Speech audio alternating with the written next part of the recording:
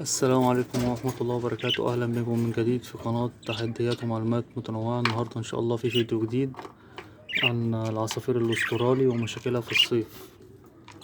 طبعا زي ما انتوا شايفين دول جوز متجوزين بعض، فاحنا طبعا بنفضل شغل الأسترالي في الشتاء عشان خاطر مثلا الجو الحر مثلا قلة البيض، وساعات ما البيض ما بتخشش العش من درجة الحرارة.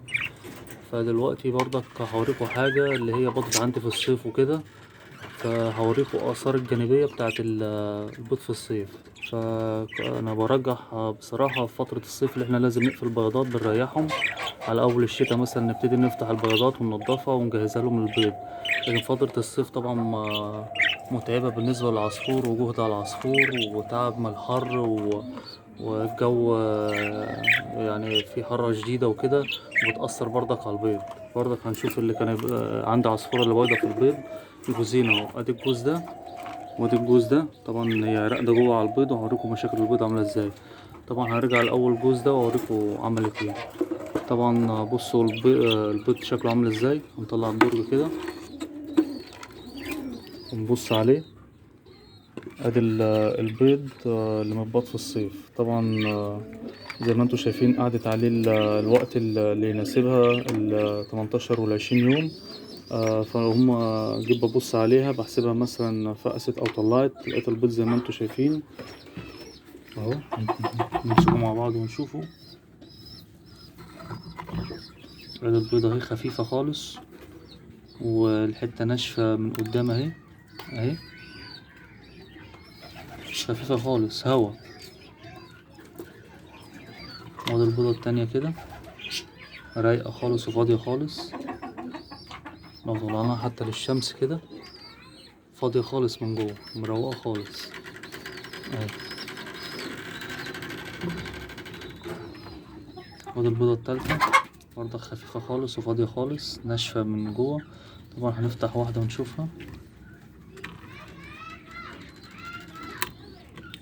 اهي. كسرت واحدة اهي زي ما انتوا شايفين اهو. دي راقدة عليها بقالها 18 أو 20 يوم، فاضية خالص. حتى بتشككني في الذكر اللي كان شغال قبل كده. جو الصيف برضك ما بيديش تخصيب حلو. فترة الصيف تبقى طبعا شديدة والحر شديد، زي ما حضراتكم شايفين اهو. البيضة اهو مفيهاش كبس خالص اهي.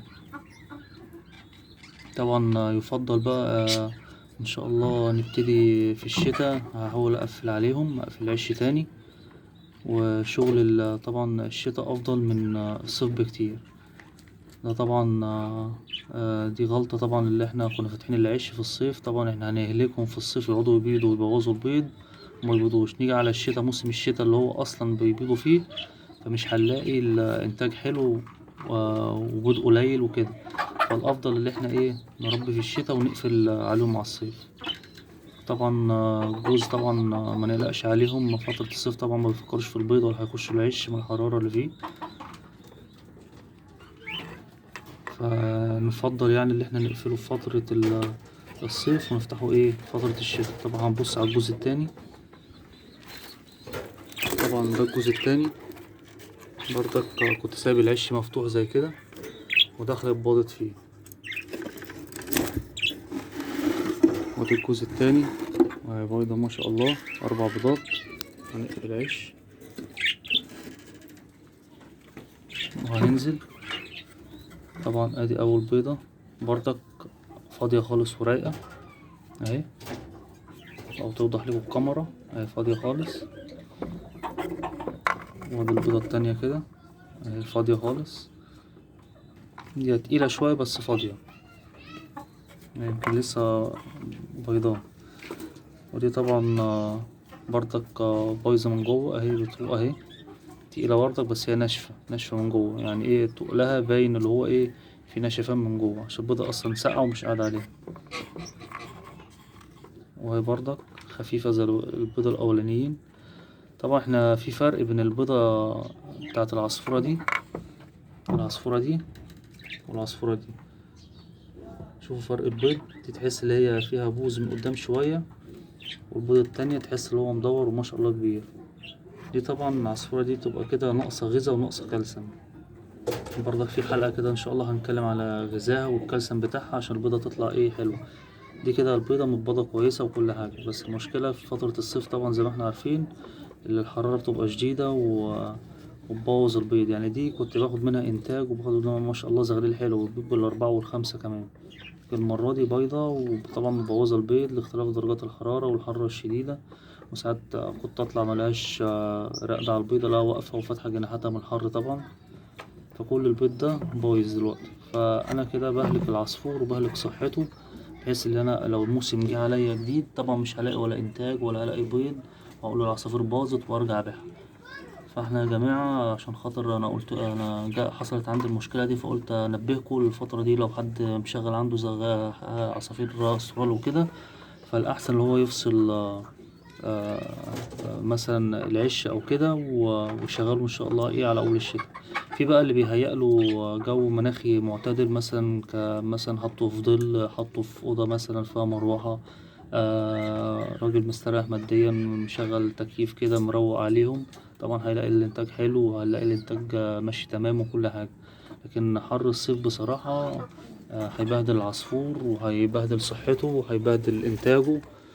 وزي ما احنا شايفين اهو، ادي الجوز التاني اللي انا وريتهولكوا اللي مبوظ البيض بتاعه.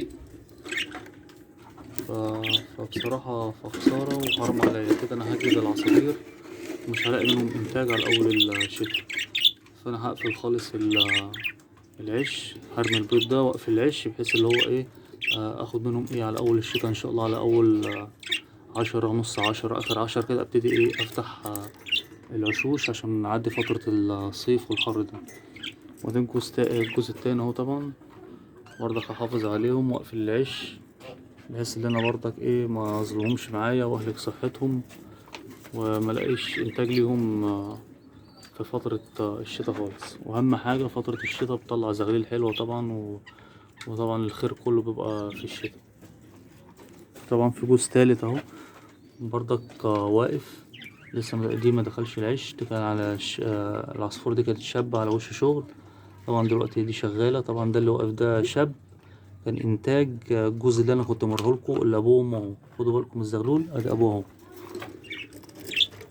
اهو ده ابوه. فانا كنت واخد من الجوز ده انتاج. ف فدلوقتي بيطلعوا البيض رايق وكده، فاحنا عشان كده فاقول لكم اقفلوا في الصيف الا لما انت تكون موفق لهم جو حلو، مثلا في برودة في طراوة في ظل.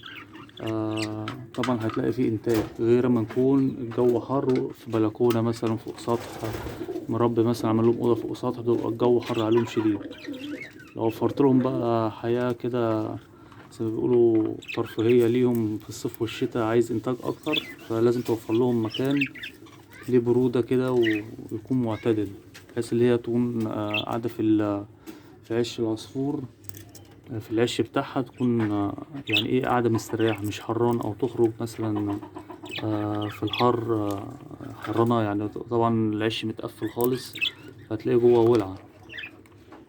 وزي ما احنا شايفين اهو، وده الجزء التاني اهو واقفين برضك ولسه مقفلتلهمش برضك العش. انا بعد يعني ايه بعد الموقف ده ان شاء الله هقفل انضف لهم العشوش واقفلها بحيث ان شاء الله على اول الشتاء افتح ايه لكل العشوش. طبعا هنتابع مع بعضنا هنشوف مع بعض واحنا بنفتح العشوش على اول الشتاء ان شاء الله. بس انا النهارده ان شاء الله هنضف لهم واقفل القفص. طبعا زي ما احنا عارفين ليه باب فوق في العش، هفك السلكة اللي انا رابطها فيه واقفل على العش. طبعا مش هيقدروا يبيضوا ايه عشان العش مقفول.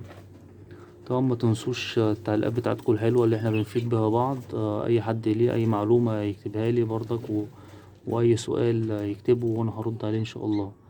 طبعا ما تنسوش اللايك والشير والاشتراك في القناة ليوصل كل جديد. مع بعض طبعا بنطور بعض وبنفهم بعض ومحدش طبعا ابو المفهومية، احنا كلنا بنفهم بعض والاسئلة طبعا بتفيد كتير، وكتر المواضيع وكتر الاسئلة بتفيدنا اكتر في كتير في العصافير وزي ما احنا عارفين واليمام وكل حاجة. طبعا ما تنسوش اهم حاجة اللايك والشير والاشتراك في القناة ونشير لبعض فيديوهاتنا. طبعا احنا بيكو بأمر الله بنكبر بعضنا البعض. طبعا متنسوش اللايك والشير. شكرا ليكم والسلام عليكم ورحمة الله وبركاته.